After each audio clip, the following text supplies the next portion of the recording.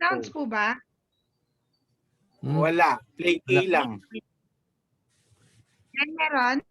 Question Wala. that wala.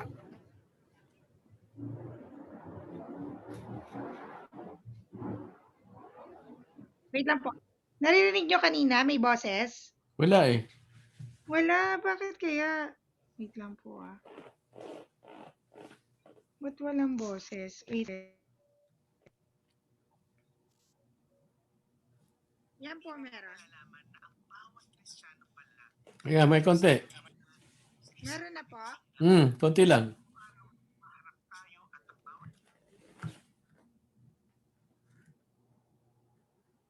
Yan.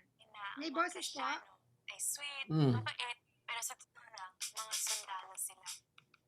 Kung minsan nakakala ng mga tao na ang pagiging Kristiyano ay madali, walang gulo at napakatahimik. Pero ang hindi nila nalalaman na ang bawat Kristiyano pala ay isang sundalo sa isang matinding labanan. Araw-araw ay humaharap tayo at ang bawat Kristiyano ng iba't ibang mga pagsubok at mga tentasyon na kinakailangan nating paglabanan.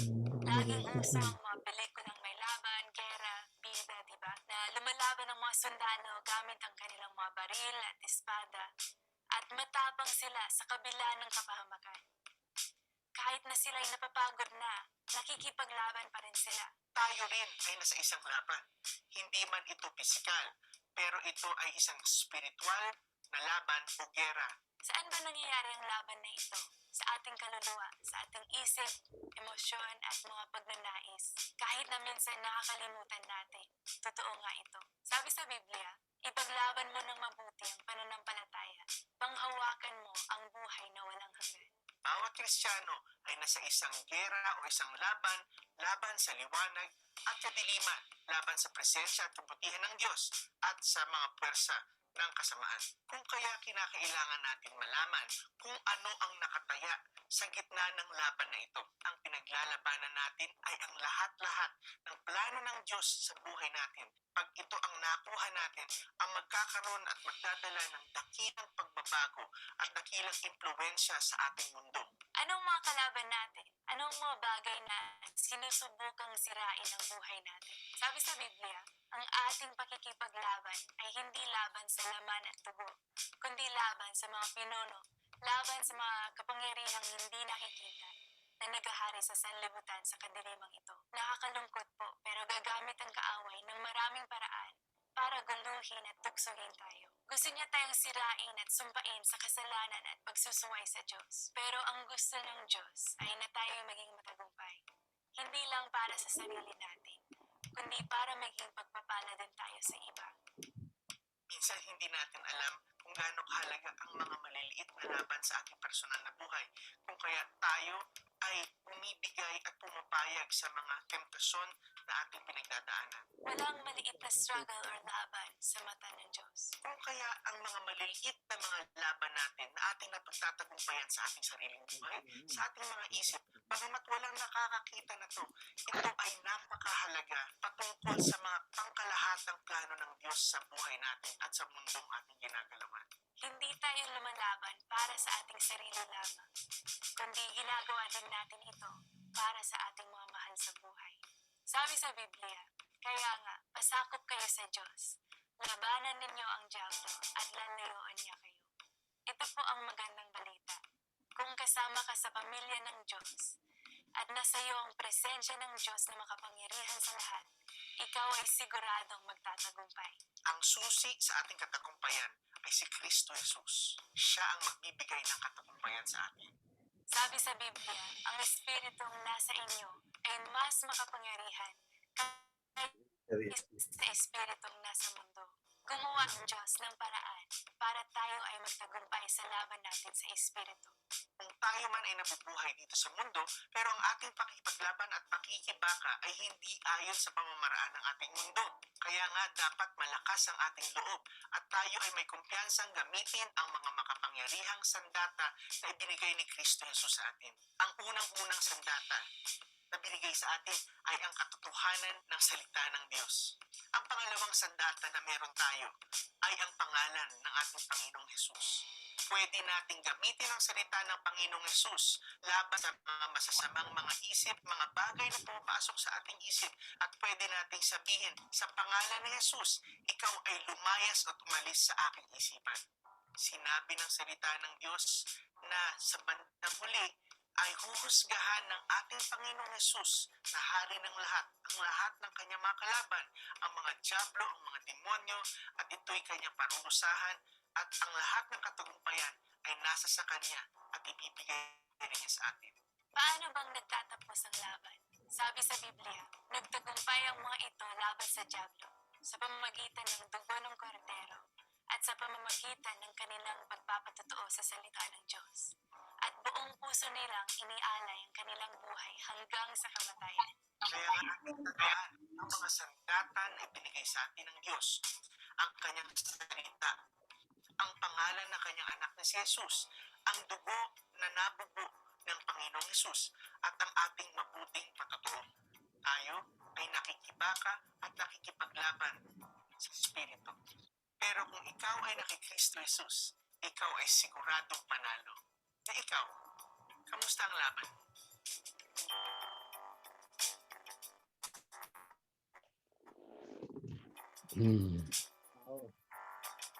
Kompleto rin yung doon. Kaya nga yung ano yung ano ba tawag doon? Kristiyano, mga soldier rin. So nakita niyo po, yung sabi niya doon, kamusta ang laban mo? Kasi bawat Kristiyano, meron tayong laban.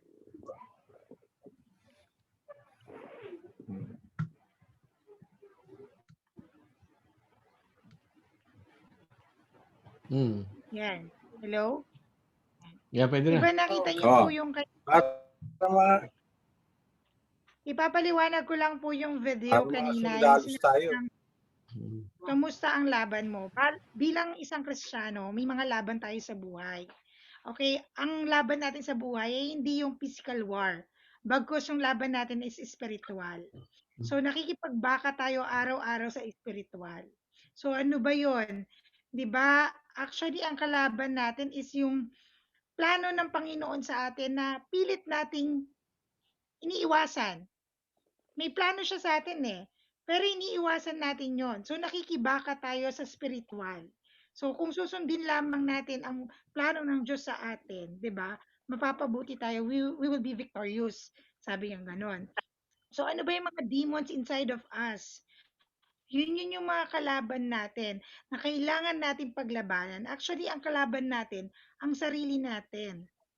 Okay? So, kailangan yung through that, kailangan ng prayer, word of God. Ano ba yung mga weapon para paglabanan natin yung mga demons na yon? 'Di ba? Una-una sabi niya, ang salita ng Diyos, okay, word of God.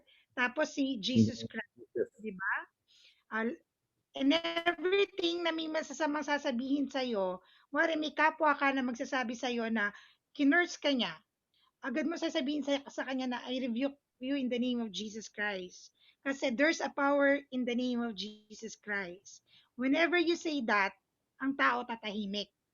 Kahit gaano pa kasama ang tao, kahit gaano siya kaano, pag sinabi mong I rebuke you in the name of Jesus Christ, tatahimik siya.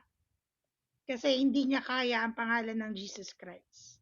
Kaya nung si Kuya Edwin, kinurse niya ako, re-replyan ko siyang, I rebuke you in the name of Jesus Christ. Bigla niyang pinagbubura yung mga curse niya sa akin. Why? Kasi may power yung Jesus Christ na name. So pag ginawa mo yun sa tao na may galit sa'yo, may ano sa'yo, curse sa'yo, titikom siya. At yun, magbabounce back yun sa kanya. Lahat ng sinabi niya sa'yo, magbabounce back sa kanya. So, kailangan natin i-guard yung sarili natin, yung heart natin, through prayer. Kasi may battle tayo every day. It's unseen enemy, sabi nga, di ba? Unseen enemy ang kalaban natin dito. Para tayong mga sundalo, yun lang, same papawid tayo sa spiritual realm tayo. Hindi sa physical. Which is mas matindi yun. Kasi unseen enemy nga yung kalaban natin. Diba? So, doon sa video kanina, kaya lagi, kamusta ang laban mo? Bilang isang Kristiyano, kamusta ang laban mo? So, ngayon, magsi-self-check ka. Kamusta nga ba ang laban ko? 'Di ba? Hmm. So, iano mo yung sarili mo doon. Paano mo napagtagumpayan ang bawat araw na dumadaan sa buhay mo? Na-glorify mo ba ang Panginoon sa araw na 'to? Napagtagumpayan mo ba ang araw na 'to at nabigyan mo ng glory ang Panginoon, 'di ba? Kasi dapat day by day, yung sabi nga ni Kaed, kailangan sa araw-araw ng buhay natin, nag-glorify natin ang Panginoon. 'Di ba? It's a winning situation pag lagi tayo na kay Kristo. So napakaganda ng video yon. Hanapin niyo lang siya sa YouTube. I-type niyo lang, kamusta ang laban mo? Yan. Kasi Ngayon, sa YouTube, actually, Laban mo. yung mga nararanasan natin ngayon, wala yan sa kalingkingan ng sa mararanasan ng mga maiiwan. Kaya nga gusto kong makita yung sa Revelation. No? Pagdating sa Revelation, yung sinabi ni Lord na napag-usapan na rin natin yung laban Nga po. Yan laban na yan, wala yan. Pagka ikaw naiwan dito sa mundong ito, di ba? During the rapture, ayun ang talagang mahirap labanan. Kasi yung nangyayari ngayon sa atin, gawa ng diablo yan no? Pero yung darating, gawa ng Diyos yun. Is a wrath of God. Yun ang mahirap labanan, di ba? Yung kay Satan ito dahil kasi siya, wala yan Wala, kaya mong labanan yan dahil kasi si Lord nasa sayo, di ba? Pero yung darating, reinforcement. yung darating na laban, wala si Lord sayo. Ano na yon? Pag dumating yung yon, kasi hindi ka nasali sa rapture, doon ka na yung behind the enemy lines ka na. Ibig sabihin doon, siya ang kalaban mo. Siya yung kalaban mo. Yung wrath of God Although nandun pa rin yung mercy niya, pagmamahal, dahil siya magpapadala siya ng mga angels, yung magpipreach. Sa kasalukuyan, Kaed, ang kalaban natin is the force of demon. Ngayon, yung kasalukuyan, ayun, yung mga demon, wala yan. Kayang-kaya mo yan. Dahil si Lord nga nasa sa iyo. No? Greater is He that is in me, di ba? Than He that is in this world. Parating gano'n. Mas malakas ang Espiritu ng Panginoon. So, pero pag hindi ka nakasali sa rapture, damay-damay na yon. Kaya nga, bago umalis si Lord, ang sinabi niya, para sa'yo, sabi niya, be cheerful, sabi nga niya. Because you will face tribulation. Yung tribulation na yon, hindi yung great tribulation. Tribulation yan, yung laban mo. May mga laban ka. Pero, I conquered the world, sabi niya ni Lord. Di ba? Yan ang pag-asa mo ngayon na huwag kang mabahala dyan sa laban mo. Sabi niya, huwag kang mabahala. Sabi niya. Kasi, na-defeat ko na yan. Ngayon lang yung paninindigan mo. Na-defeat na niya yung laban na yan So, ibig sabihin, pinagdaanan mo na. Kaya sabi, pinagdaanan ko na ito, kayang-kaya. Di ba? Yung laban na ito ng Panginoon. So, iba-iba kasi yung ang magandang mangyari sa atin, yung sinasabi sa Romans 12 na transformation. Be transformed. Renew your mind. Kaya ma-renew ang mind natin. Ma-renew. Ma-transform ka, ma-renew yung mind. Ang ibig sabihin ng renewal of mind kasi is that, yung ibig sabihin kahit nandito ka sa mundo, pero namatay ka na. Patay ka na. Buhay ka lang dahil yung buhay mo ngayon, buhay natin ngayon, yung buhay na binigay sa atin, bagong buhay na binigay ni Lord. Yun ang renewal of mind, na mayroon tayong bagong buhay. Yan. Ibig sabihin, sa English kasi ganito yung the most important things in the world, the most important things in the world are not the things. Alam niyo yun? The most important things in the world are not the things. Ibig sabihin, yung importante raw sa mundo, Ang importanteng Hindi mundo, bagay. hindi yung mga bagay-bagay, kundi hindi bagay-bagay. Ang ibig sabihin niya si Lord yun. Siya yun. Naman siya mas important yun. So, yun lang yung ating mga i-focus lang natin sa Kanya, yung ating buhay, di ba? Yung kung ano nangyayari sa iyo ngayon, di ba? Ibigay mo sa Kanya. Amen. Ibigay mo sa Kanya. Hindi mo kaya yan eh. Yung halimbawa, baguhin mo yung sarili mo, hindi mo kaya. So, hanggat hindi mo sinusurrender kay Lord yun, hindi mababago. Kailangan isurrender. Tayo din ng mga anak, di ba? Tayo. Kung nakikita natin gano'n ng mga magulang natin, isusurrender natin. Kapag sinurrender mo na kay Lord, huwag mo nang uungkatin, di ba? Sinurrender mo na eh. Si Bahala Lord na si Lord. Bahala na si Lord. Siya nang bahala. Kaya pag nakikita mo ngayon siya, bagong buhay na siya. Kahit anong nakikita mo sa kanya, bagong buhay na siya. Yun yan. Kanya nga si Lord pag kinausap niya ang Father, hindi siya humihingi kundi thank you. Thank you. Thank you. Di ba? Thank you. Thank you, Lord, that you love my Father. Mayroon akong i-share sa inyo doon, yung nangyari sa Singapore. Sa Singapore kasi, yung church na puntahan ko doon, habang nandun, hindi naniniwala sa sa healing. Wala silang paniwala sa healing, walang Pero, sila, kaya si Lord, dadaling ka niya ron sa mga yun na yun. Pero nung dumating ako doon, mag-asawa yun, walang anak si captain yun ng si Brother Jim, saka si Linda. Pero Christian po sila, o hindi? Christian. May mga Christian na hindi naniniwala sa healing. Di ba? May mga Christian na hindi naniniwala sa healing, yung But, kung sila, lahat ng mga nangyayari sa iyo ngayon, yung mga kaloob ng Diyos yun. Will of God. So, hindi naniniwala yung mga Baptiste. No? So, isinishare ko, bumalik tayo doon, Pastor, yung mga nangyari sa buhay natin, huwag mo nang alalahanin ninyo kasi yun, stress yun. Ibig sabihin, kailangan yung victory ni Lord ni Jesus nasa sa atin parati.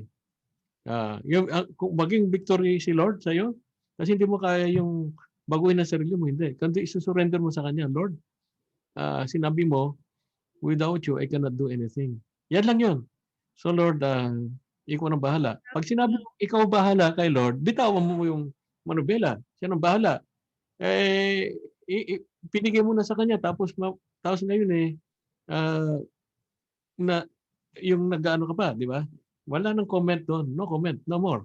Kasi binigay mo na sa Kanya, siya nang magmamaneho Ikaw nang magmamaneho sa buhay ko, Lord.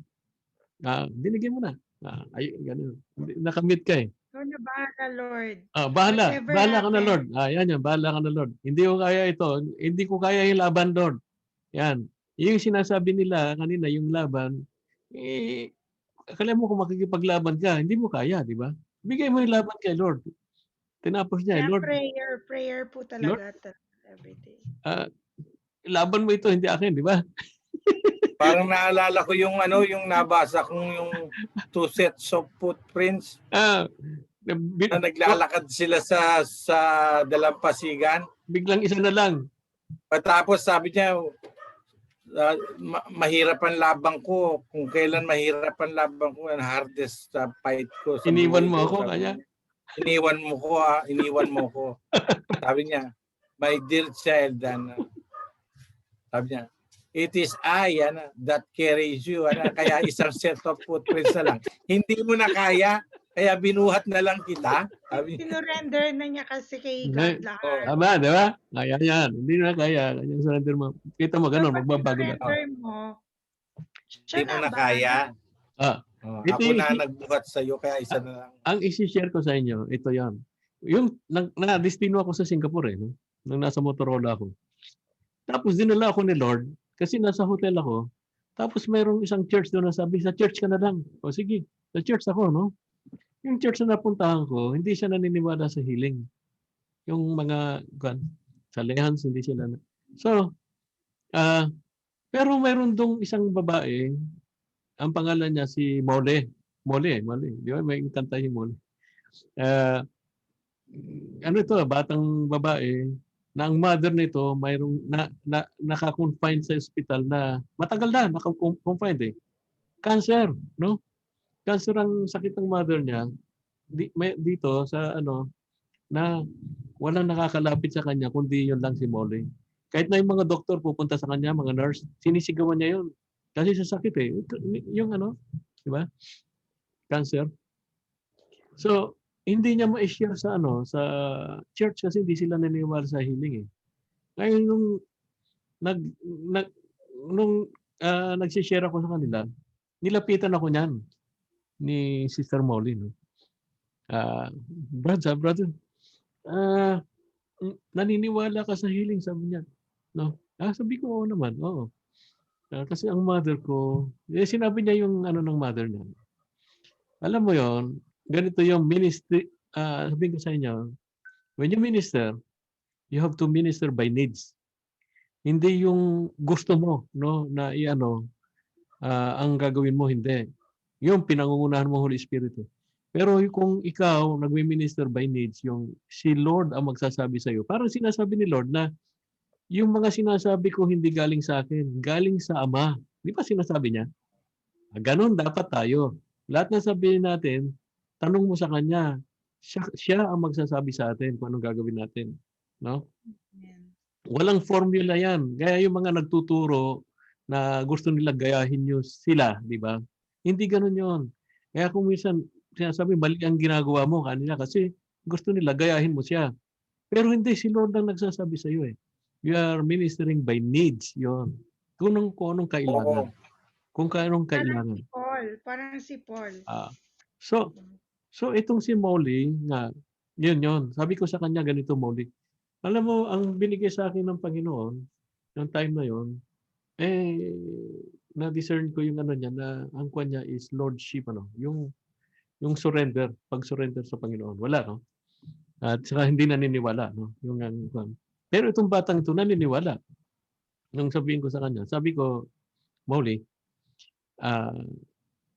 sige, pupuntahan ko. Sabi ko, kasi nasa Motorola ako Sundin mo ako rito, sabi ko, ng gabi, punta tayong dalawa. Pero ikaw muna, sabi ko sa kanya. Ikaw. Kasi ikaw yung nakakalapit So ikaw ang pave ng way, sabi ko sa kanya. Anong gagawin ko, sabi niya? I-declare mo ang Lordship ni Jesus Christ sa lahat ng dadaanan mo, sabi ko. At dadaanan natin. Yan lang ginawa niya. Jesus is the Lord of this house. He is the Lord of lahat yon. Pati yung una ng mother niya, i-declare niya. Jesus is the Lord of my mother. This is the Lord. Yan. Sinasabi niya. No? Sinasabi ko sa kanya yon. Lahat ng daanan. So, sinundo niya ako ng gabi. Dumating kami doon. Ang mother niya, tahimik. At saka, in-entertain. Yung mother niya, nagtaka yung mga doktor, mga nurses, bakit hindi nagsisigaw yung mother, no? Wala. Tapos nung kinabukasan, nagtitestimony na si Molly. Sabi ng doktor, magaling daw wala raw sakit yung mother niya. Cancer yun. sabi, Wow. May mga akong ganyan, may mga kaya yun nagpapalakas ng pananampalataya yan. Yung gagamitin ka ng Panginoon, mga ganun. Marami akong ganyang eksena sa Yun ang ibig sabihin na hindi ko mapaliwanag kanina. Eksena. Mapipil mo, ma-experience mo sa loob mo. Pero wag mong sasabihin sa iba, sasabihin ko sa sarili ko. Alam mo ba kung bakit? Hindi na nasisiraan na ako ng ulo.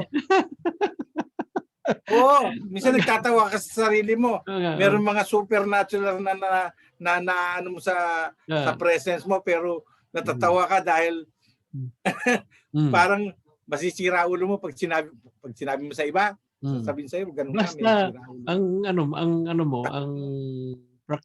practice mo parati. Kagaya Kasi ng sinabi niya bago ng pangalan mo, Pastor dyan na eh. Edward. Sa kanya yun, pansarili niya talaga yun. Ayaw Ah, niya sabihin. parati mo Dahil nalalaman niya na pwede ko sabihin to dahil mga ka-fellowship ko to, matagal na kami nagkaano. Saka nasisense niya na nasa presence ni Lord tayo. Nasisense niya, kaya kaya niya sabihin yung mga bagay na yun. Actually, yung mga Ako gano'n rin ako eh. yung Natatawa rin ako eh. Pero matigas rin ang ulo ko, kaya pinapalo ako. Hindi, pagka yung mga imbitasyon ng mga mga kaibigan mo, pagbigyan mo lang, ang gagawin mo doon, kausapin mo si Lord. Every time na kuwan kasi, kausapin mo siya. Kasi ikaw ngayon ang instrument eh. Willing ka maging instrument, saka tatlo yan. Instrument of peace, tapos channel of blessings, di ba? Saka ambassador. Yan ang papel mo. Tatlo parate. Ambassador of Christ, instrument of peace, tapos channel of blessings. O paano ngayon kung kung channel of blessings ka eh. So mangyayari doon, kung alam mo, inibita ka niya, di ba? Sabi, surrender mo kaagad kay Lord John. Ako, pag ganun ako, pagka inibitan ako, gagano.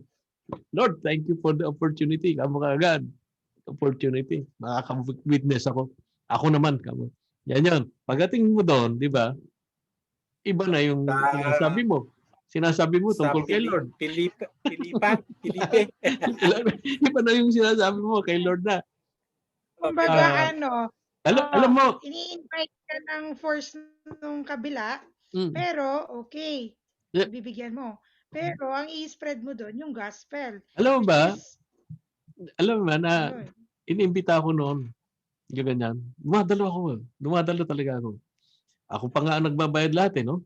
Yan, I'll go in lahat, mga ganon. Hanggang 6 o'clock ng umaga. Pero alam mo sila, umiinom sila, no? Ako, gatas ang ino-order ko. Totoo yun. Kaya alam nila kaagad eh. Ano pong order nyo? Tatawa yung mga kabarkada. Hindi, gatas ang iinumin na milk.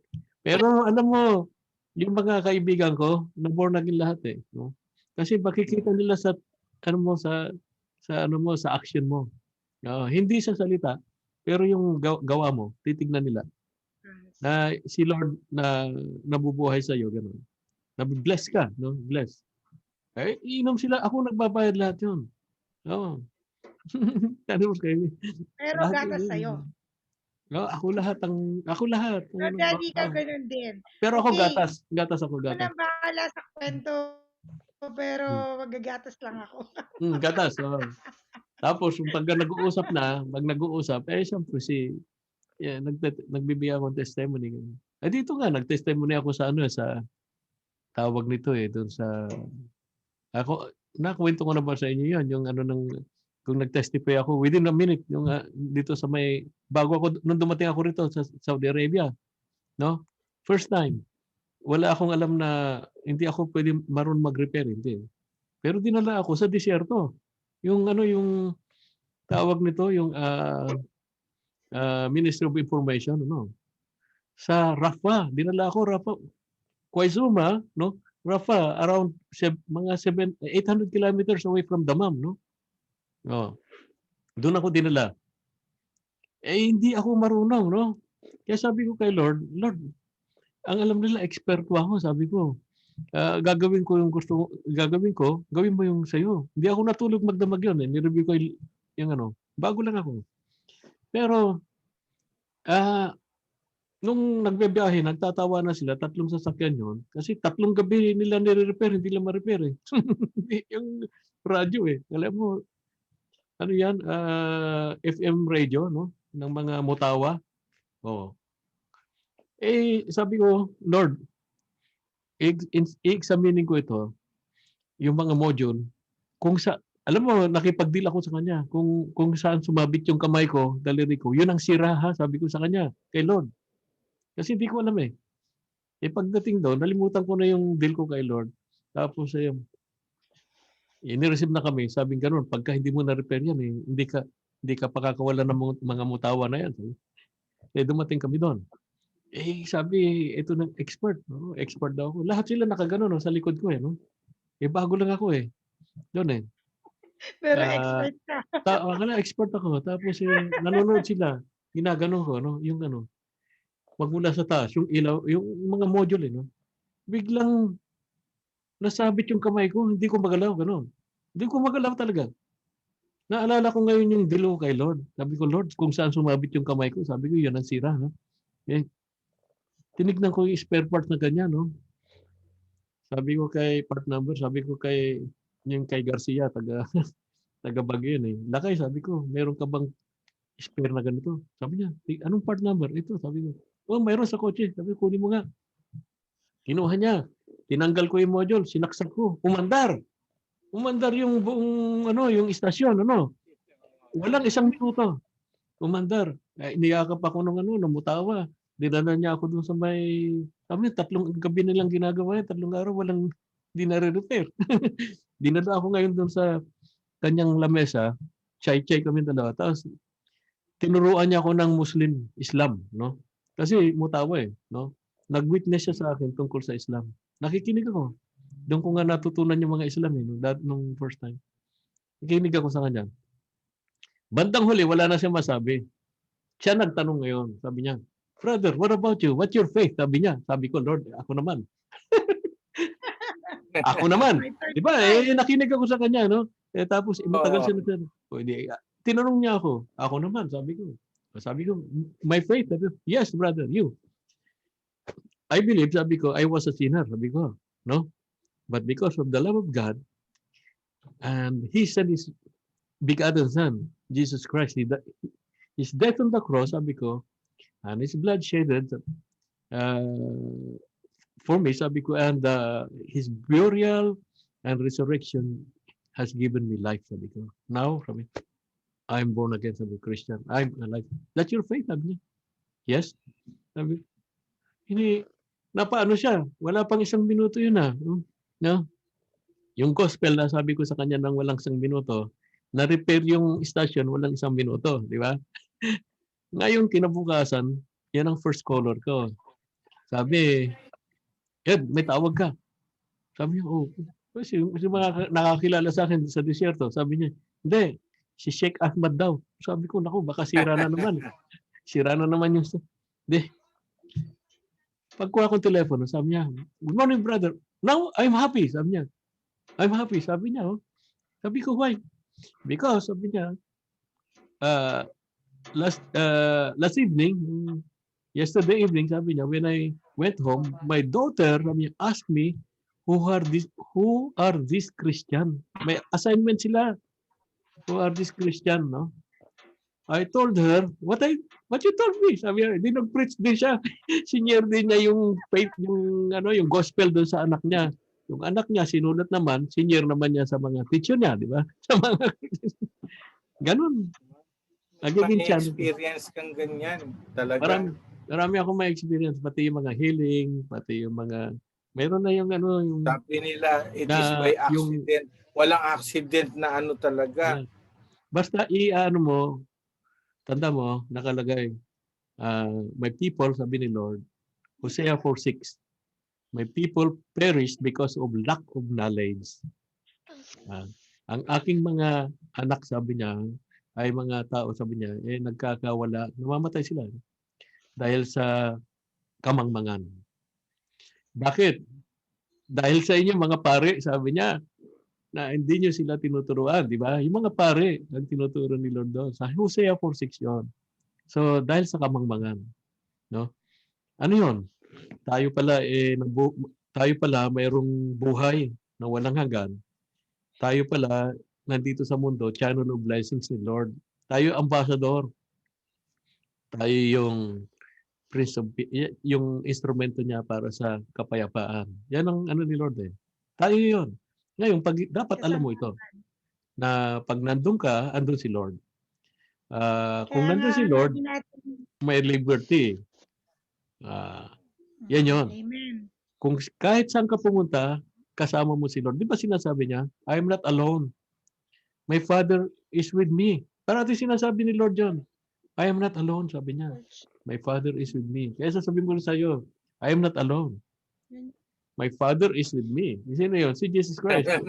My Father is with me. Yan yan. Ganon. Ganon ang babuhay sa mundo talaga.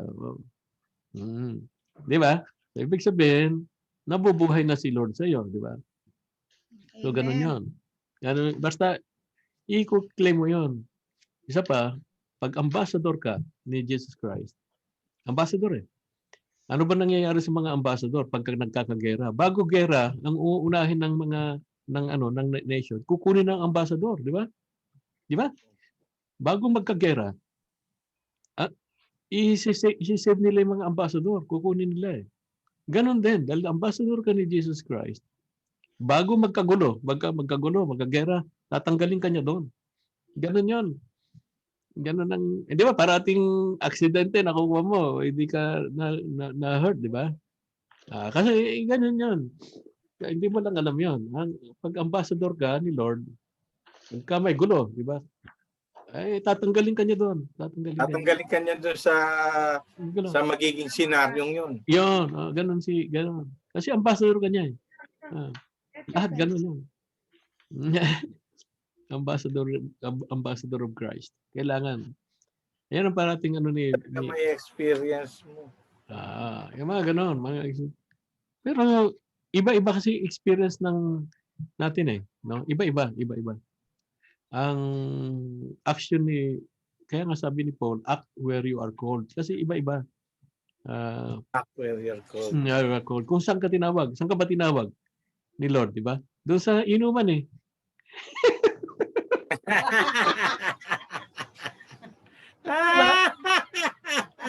Act where you are called, sabi ni Lord. Pastor, I love you when you make joke to me, ha?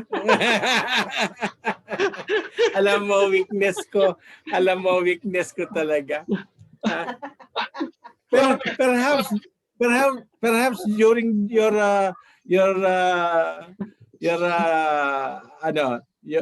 Vacation, ha? Your vacation. Pupunta natin mga kaibigan mo. When you talk, as if we are in the same vessel eh. We are in the same boat eh. Tinawag ka niya doon eh. Act where you are called. Tinawag tayo doon eh. Okay. So, ngayon, ang gagawin mo naman, tawagin ka at mayroon tinatawag na. Pero tama ka doon kasi di ba? Kung ano yung kasi sa paligid mo, yun yung accountability mo sa Panginoon. So si Maningning ka. Accountability mo yung mga friends mo na manginginom ngayon. Kasi ikaw yung nakakarinig ng salita ng Diyos. Ngayon, ang task mo, dapat yung nalalaman mo, i-share mo rin sa kanila. Narinig lang. Ganun yun. Kasi ikaw yung access ni Lord para makakilala sila sa kanila. Si Paul ano? Ngayon, nagaganap ng Diyos. Si Paul. Pero ang inumin mo, milk, sila alak. Para ikaw, alam mo yon, makita nila sa gawa mo na, nagbago na si Bubuy, milk na lang iniinom. Mag-preach ka na nila. Medyo dahil inom, sabi ko, binibingbang na naman ako ni mama mo. Sabi ko, good na ako. Good na ako ngayon. Amen. Madi-discern mo naman yun sa sarili mo eh. Kung anong gustong ipagawa sa'yo ng Diyos.